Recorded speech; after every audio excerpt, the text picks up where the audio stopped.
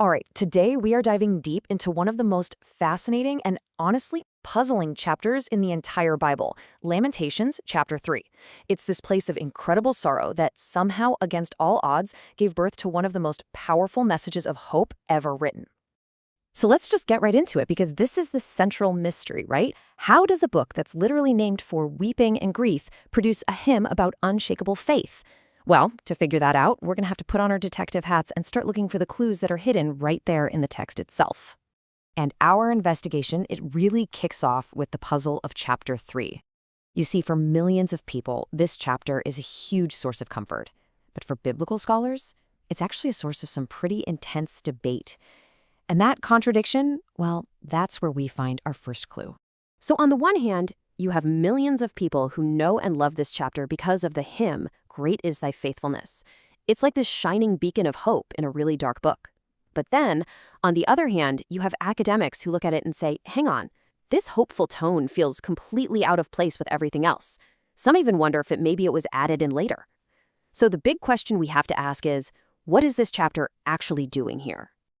Okay, so our first major clue is kind of a code, and it's hidden in plain sight, right in the structure of the poem. The author is doing something in this chapter that they don't do anywhere else in the entire book, and believe me, it is a massive signal to the reader. Let's just look at the structure. So the first two chapters, they're what you'd call acrostics. This means each verse starts with the next letter of the Hebrew alphabet. You know, Aleph, Bet, Gimel, and so on. But when we get to chapter 3, the author just triples down. Instead of just one line for each letter, we get 3 lines in a row all starting with the same letter. This is the poetic equivalent of grabbing you by the shoulders and screaming, pay attention. And hey, don't just take my word for it. As the biblical scholar Dr. Leslie Allen puts it, chapter 3 wants to privilege itself.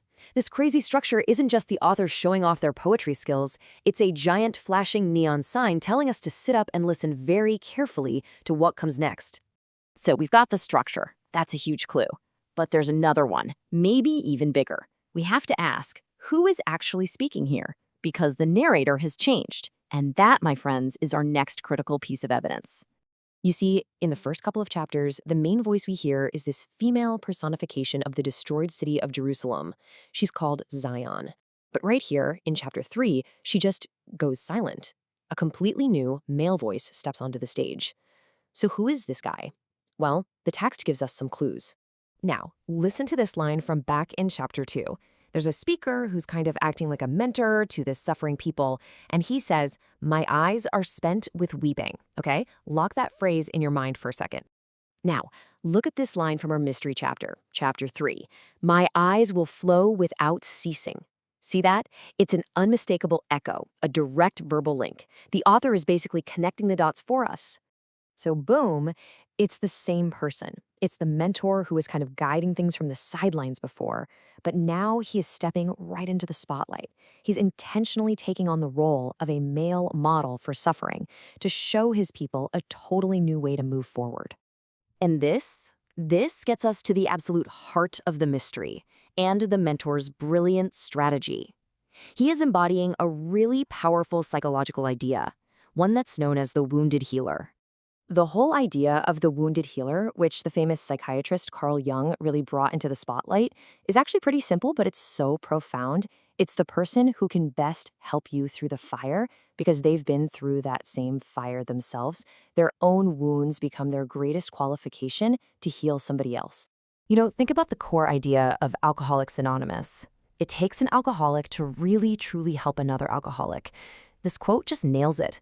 The mentor, he's not speaking from some high and mighty position of authority. No, he's saying, I get your pain because I have lived your pain. And my dark past, that is now the greatest tool I have to help you. So, how does he prove it? How does he earn that trust? He doesn't just say, oh, I've suffered too. No way. He presents this overwhelming, visceral, and deeply personal catalog of his own pain. He's establishing his credentials.